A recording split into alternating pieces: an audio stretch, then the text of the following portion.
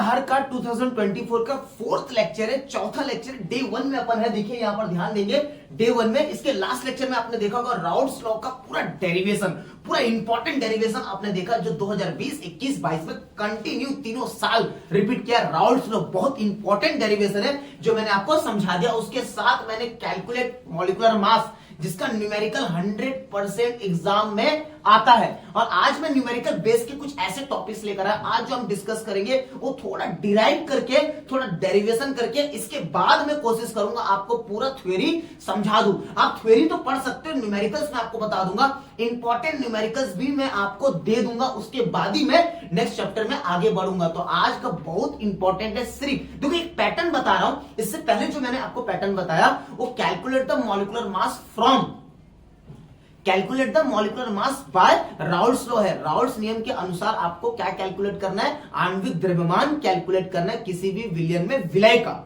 जो आज से हम जो स्टार्ट करने वाले वो एक पैटर्न है। टॉपिक देखेंगे calculate molecular mass, calculate molecular mass, calculate molecular mass. MB आपको कैलकुलेट करना है। किसके अकॉर्डिंग कैलकुलेट करना है आपको ध्यान दीजिए। सबसे पहले आपकी किताब में लिखा होगा डिप्रेशन इन फ्रीजिंग पॉइंट। इसका थ्योरी मैं आपको समझा दूंगा, आप कमेंट कर दीजिएगा सर थ्योरी भी समझना है। वैसे तो आप थ्योरी पढ़ सकते हो, आपके बुक्स में होंगे। देखिए सबसे पहले है डिप्रेशन इन फ्रीजिंग पॉइंट। आज रात जागना है आपको मेरे साथ। अगर नहीं जाओगे तो सो जाना। मैं कोशिश करूंगा पूरा रात भर शूट करूं और वीडियो को अपलोड करने की मैं पूरा का पूरा प्रयास करूंगा, पूरा का पूरा। क्योंकि अभी भी अपन डे 1 में है, अभी 9:30 बज रहा है, पूरा रात बाकी है यार, ठीक है।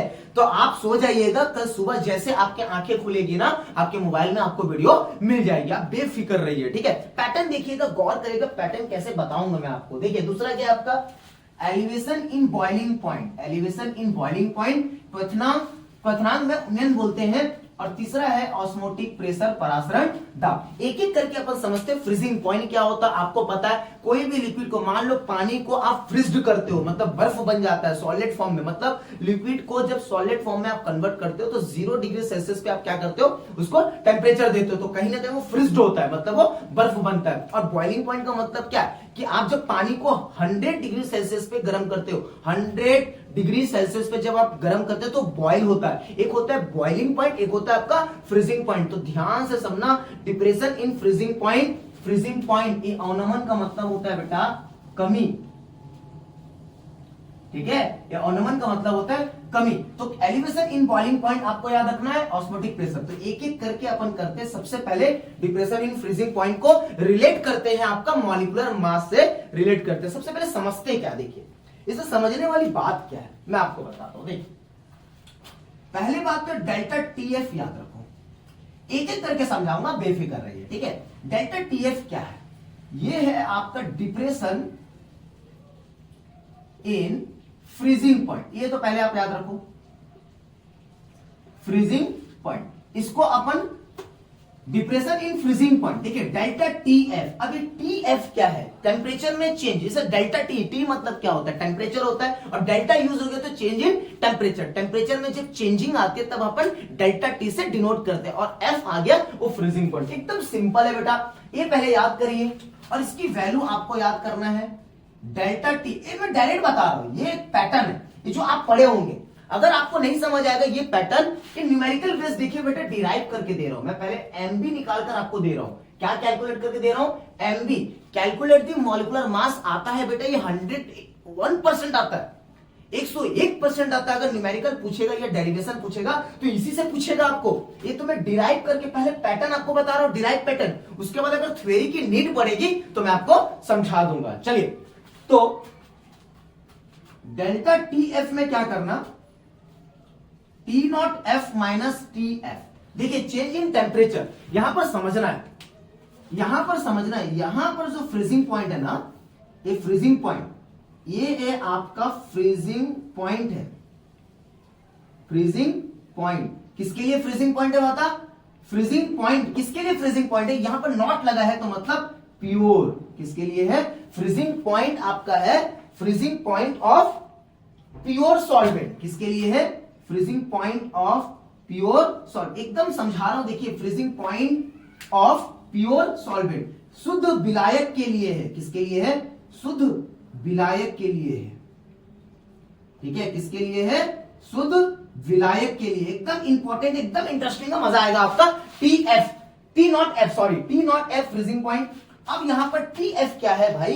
ये टी एफ है आपका फ्रीजिंग पॉइंट, एकदम फ्रीजिंग पॉइंट ऑफ सॉल्यूशन। किसका है? यहां पर कंफ्यूज मत होना, देखो यही तो समझना है आपको मेरे साथ। फ्रीजिंग पॉइंट ऑफ सॉल्यूशन विलियन का फ्रीजिंग पॉइंट। हिमांक किसका? विलियन का। यहां पर समझना है सॉल्यूशन है भाई, ये तो याद कर लो, ये काम आएगा आपका। कई सारे बच्चे कंफ्यूज होते कि टी एफ को क्या बोलते और टी नॉट एफ को क्या बोलते। मतलब विलियन का हिमांक, मतलब सॉल्यूशन का फ्रीजिंग पॉइंट और प्योर सॉल्वेंट के फ्रीजिंग पॉइंट में जो डिफरेंस आता है उसको अपन क्या बोलते हैं बेटा? Depression in freezing point. Depression in freezing point. एकदम सिंपल वे पे मैंने आपको ये 2 पॉइंट्स आपको समझाया। अब समझते हैं अपन, रिलेट करते हैं। किससे रिलेट करेंगे इसको? इससे रिलेट करेंगे मॉलिक्यूलर मास ऑफ सॉल्यूट। किससे रिलेट करेंगे? मॉलिक्यूलर मास ऑफ सॉल्यूट से रिलेट करेंगे। देखिए क्या करना है, कुछ नहीं करना है, आपको याद रखना है कि delta T F is directly proportional to molality. क्या याद रखना है? मोलैलिटी। क्या याद रखना है? लिटी है ना, मोलैलिटी। तो delta T F is directly proportional to molality of solution. कितना सिंपल बताया। Depression in freezing point is directly proportional to molality of the solution. मतलब क्या बता रहा हूं भाई? देखिए डेल्टा टी एफ क्या है? हिमांक में अवनमन। हिमांक में अवनमन किसके समानुपाती होता है? मोललता विलियन की मोललता के समानुपाती होता है। मैंने हिंदी में भी समझा दिया और इंग्लिश में भी समझा दिया। एकदम सिंपल वे आपको मैंने बताया। आप कुछ नहीं करना है दोस्त। डेल्टा टी एफ की डिराइव छोटा, देखो इसको तो याद रखना है, मैंने बोला याद करना है। एकदम ट्रिक में बता रहा हूं मैं आपको, ये पहले याद करिए। पैटर्न समझा रहा हूं, बहुत इंटरेस्टिंग पैटर्न है, आपको न्यूमेरिकल में बहुत ज्यादा फायदेमंद। ये आपका टॉपिक न्यूमेरिकल में बहुत ज्यादा काम आने वाला है। चलिए ठीक है, चलिए आगे बढ़ते हैं अपन। तो यहां पर इसको हटाकर आपको के एफ लगाना है, जो कांस्टेंट वैल्यू है जो दिया रहेगा आपके एग्जाम्स में, और यहां पर एम लेना है। अब एम की वैल्यू आप जानते हो?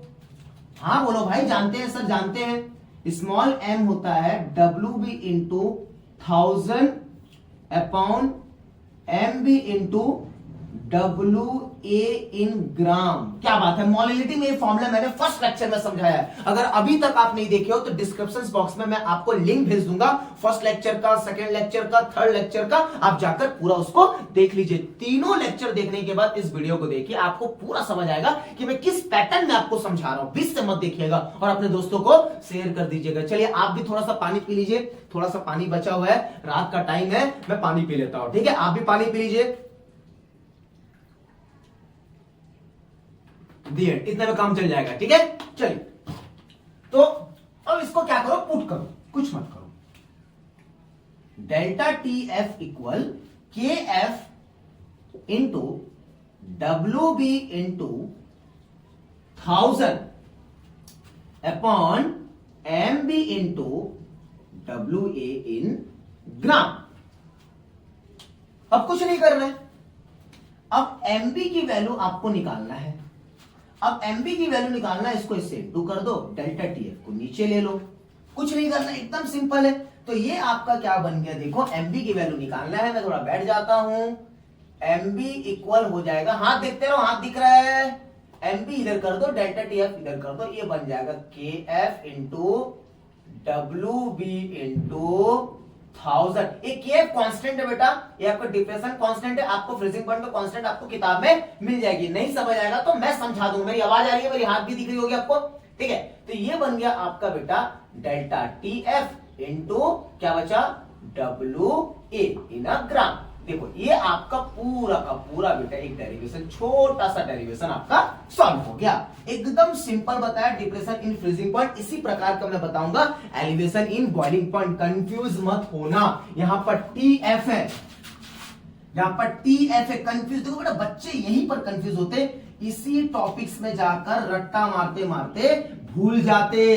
तो आपको मैं एकदम सिंपल वे पे आपको एमबी की फॉर्मूला निकालकर दिखा दिया। ये डिराइव है, ये बहुत इंपॉर्टेंट है, आपका छोटा सा कॉन्सेप्ट है, आपको समझ आ जाएगा। चलिए इसको स्क्रीनशॉट ले लीजिए। नेक्स्ट अपन आगे बढ़ते, इसी वीडियो में तीनों बताऊंगा मैं, ठीक है।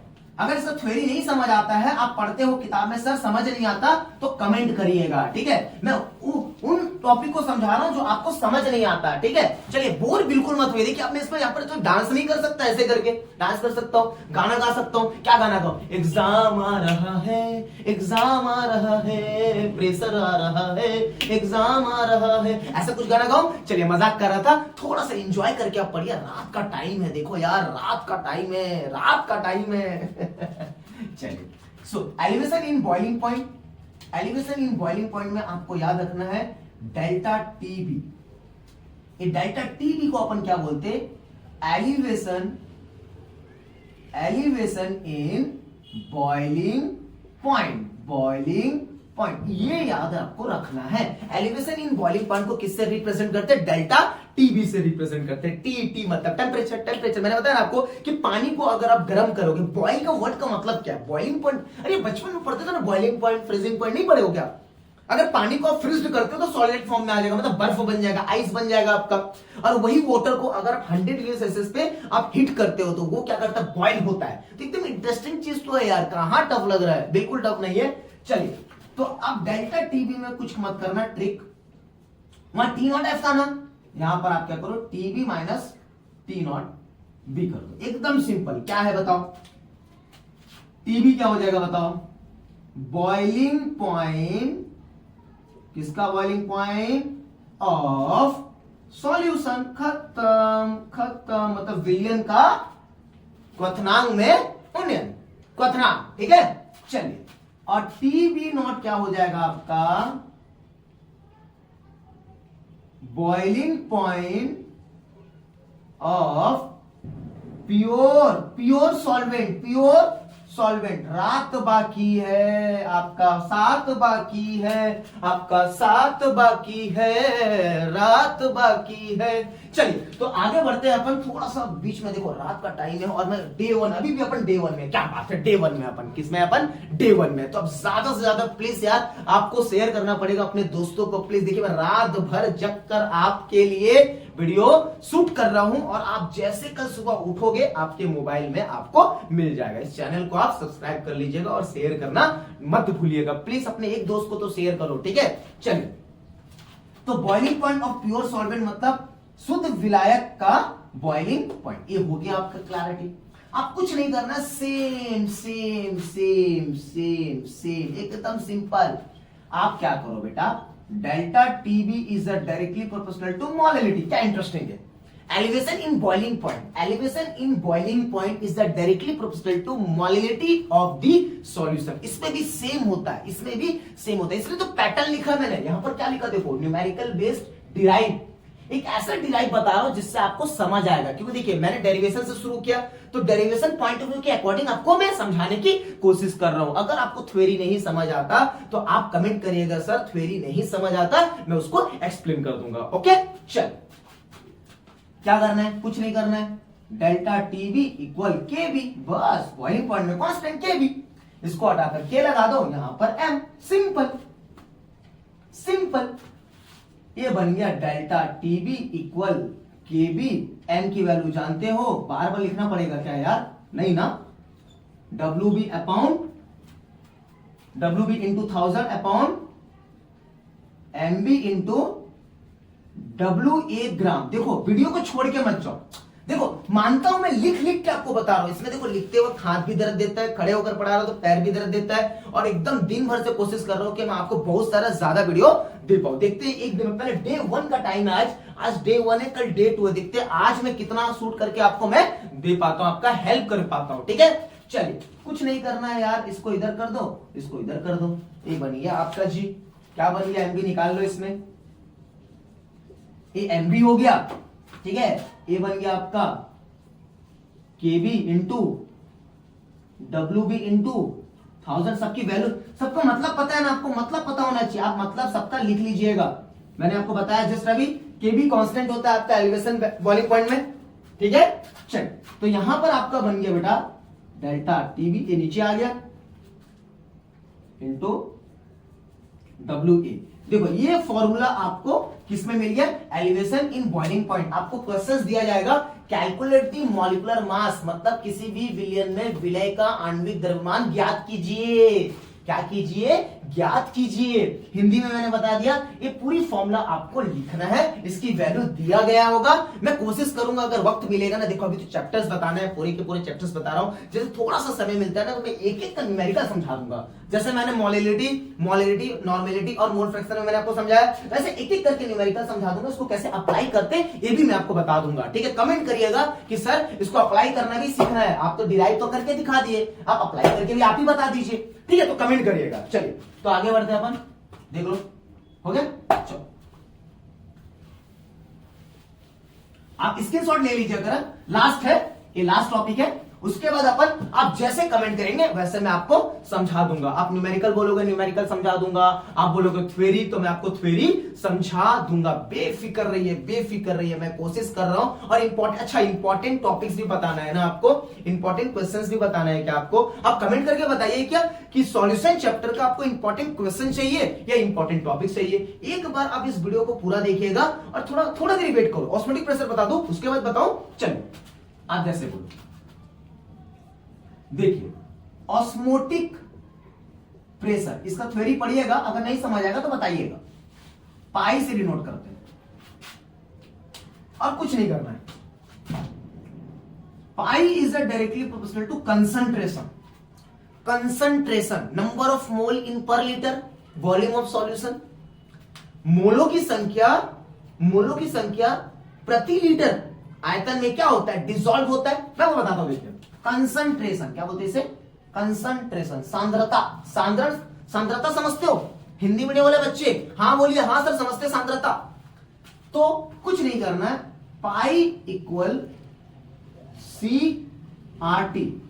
क्या लेना है, कांस्टेंट में सी आर टी। ये आर को क्या बोलते, गैस कांस्टेंट। टी को क्या बोलते, टेम्परेचर।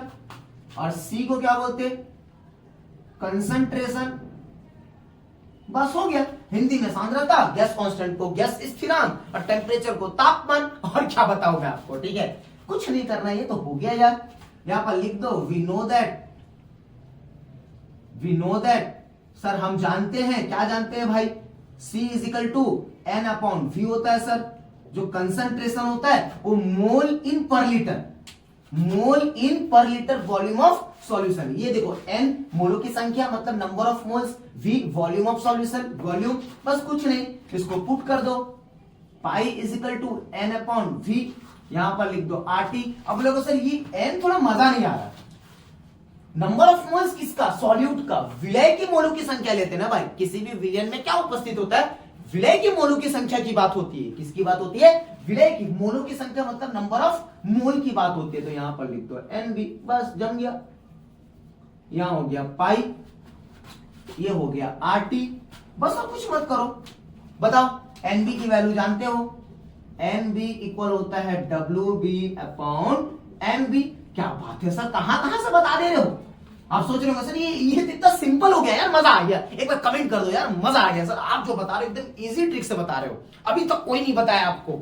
ठीक है, एकदम आंसर ही आ गया। देखो ना एनबी की वैल्यू हम जानते हैं, first lecture, second lecture, third lecture, उसके बाद फोर्थ लेक्चर में आइए, देखिए बहुत मजा आने वाला है। ठीक है, बहुत मजा आ रहा है यार। ये तो एनबी की वैल्यू बैठा दो, WB upon MB upon V, ये बन गया पाई। क्या बात है यार, ये हो गया RT। कुछ मत करो, MB को गायब कर दो वहां से, ये MB को हटाओ, पाई को इधर करो, RT को इधर करो, मतलब MB इक्वल हो गया WB RT। देखो ये इधर चला गया, ये खसकेगा ना, ये MB इधर आ गया, पाई इधर चले गया, तो ये बन गया आपका पाई V। क्या बात है, पाई क्या है, ऑस्मोटिक प्रेशर दिया होगा, वॉल्यूम एटमॉस्फेरिक प्रेशर आपका दिया होगा, ATM में होगा। ठीक है, चलिए हाँ, पाई V RT W। देखिए ये आपका डिराइव हो गया। मैं आपको ये बता रहा था कि ये तो जो मैंने पैटर्न बताया आपको फोर्थ लेक्चर में, अंतिम प्रहार का 2024 में फोर्थ लेक्चर विलियन मतलब सॉल्यूशन चैप्टर का जितना इंपॉर्टेंट डिराइव था मैंने आपको अपलोड करके दे दिया। Lecture number 1, lecture number 2, lecture number 3, lecture number 4 complete अच्छे से देखिए। उसके बाद आपके पास अगर बुक्स है, उसके बाद अगर आप कोई भी किताब यूज कर रहे हो उसको अच्छे से पढ़िएगा, देखना बहुत मजा आएगा, बहुत समझ आएगा। अगर आपको लगता है सर ये जितना आप डिराइव करके बताए हो इसका आप न्यूमेरिकल भी एक एक न्यूमेरिकल्स आप करके दिखा दो तो कमेंट करिएगा। आपका मैं कमेंट पढ़ूंगा, जितना ज्यादा कमेंट होगा मैं आपका कमेंट पढ़ता हूं, मैं आपका कमेंट पढ़ता हूं। ये बहुत इंपॉर्टेंट टॉपिक है, 100% आएगा। चलिए मैं टॉपिक आपको बता देता हूं, अगर आप कॉपी पेन पकड़े हो तो लिख लेना। टॉपिक सबसे पहले हेनरीज लॉ। 2024 में ये प्रोबेबिलिटी है 100% आने का। मुझे लग रहा है कि सॉल्यूशन चैप्टर विलियन चैप्टर में हेनरी का नियम, हेनरीज लॉ 101% लग रहा है इस बार। डिप्रेशन इन फ्रीजिंग पॉइंट अच्छे से करिएगा। इसका थ्योरी है, इसका ग्राफ है और इसका डेरिवेशन है और इसके साथ न्यूमेरिकल भी आप एक एक देख लीजिएगा। दूसरा elevation in boiling point, elevation in boiling point का थ्योरी, ग्राफ, डेरिवेशन और न्यूमेरिकल्स एक देख लीजिएगा। 4 पैटर्न में इस टॉपिक्स को पढ़िएगा। ऑस्मोटिक प्रेशर में भाई व्हाट इज द ऑस्मोसिस आता है। आप बायो वाले हो अगर तो ऑस्मोसिस आपको पता होगा, तो व्हाट इज द ऑस्मोसिस आता है, ऑस्मोटिक प्रेशर आता है, उसकी डेरिवेशंस, उसके एक न्यूमेरिकल्स, इन तीनों के एक एक न्यूमेरिकल्स, एक एक ग्राफ और आपका थ्योरी अच्छे से पढ़िएगा। हेनरीज लॉ देख लीजिएगा, हेनरी का नियम, और आप क्या देख सकते हो, मोलैलिटी, नॉर्मेलिटी, मोल फ्रैक्शन, जितने भी आप छोटे छोटे आप टॉपिक देखते हो उसको अच्छे से देख लीजिएगा। इतना टॉपिक्स तो पहले आप कवर करिए, इससे रिलेटेड जितने भी क्वेश्चंस है उसको आप फाइट करिए। 2 चीज मेरे 2 बातें याद रखना, हमेशा 2 बात याद रखना। इस चैप्टर को जैसे पढ़ना शुरू करते हो तो थोड़ा न्यूमेरिकल में फोकस करो। किस पे करना है, थोड़ा न्यूमेरिकल में फोकस करो। देखो इस चैप्टर में मैं 100% बता रहा हूं गुरु, 100% समझा रहा हूं मैं आपको। जो एनसीईआरटी करके लिखा होता है ना आपका परीक्षा बोर्ड परीक्षा सर, मैं बार बार कह रहा हूं, बार बार आप जब बोर्ड एग्जाम में बैठोगे ना मेरे को याद करोगे, आप बोर्ड एग्जाम में बैठोगे मेरे को याद करोगे कि हाँ सर सही बोल रहा है कि यहां पर एनसीईआरटी जो लिखा होता है ना वो 101% आता है। 5 साल का क्वेश्चन तो करो ही, 2019 करो, 2020 करो, 2021 करो, 2022, ये 101% पहले तो इसको सॉल्व करिए और जो एनसीईआरटी लिखा होता है उसको भी सॉल्व करिए। आप इसका स्क्रीनशॉट ले लीजिए। कोई भी डाउट होता है आप कमेंट बेफिक्र कमेंट कर सकते हो, मैं कमेंट पढ़ता हूं। चलिए मिलते हैं नेक्स्ट वीडियो में। डे वन अभी भी बचा है, अभी भी 10 बज रहा है, अभी भी 10 बज रहा है, देखते हैं और क्या शूट हो सकता है। ठीक है, तो डे 1 अभी भी है, अभी 2 घंटा हमारे पास है, 12 नहीं बजा। चलिए मिलते हैं नेक्स्ट वीडियो में। ज्यादा से ज्यादा शेयर करना और प्लीज आपका सपोर्ट की नीड है, आपकी सपोर्ट की जरूरत है। पूरे छत्तीसगढ़ में इस चैनल को आप फैला दो, पूरे ज्यादा से ज्यादा स्टूडेंट तक अगर ये चैनल पहुंचता है तो एक अच्छी कंटेंट, एक अच्छा तरीका, एक अच्छा यूनिक स्टाइल में आपको टीचिंग देखने को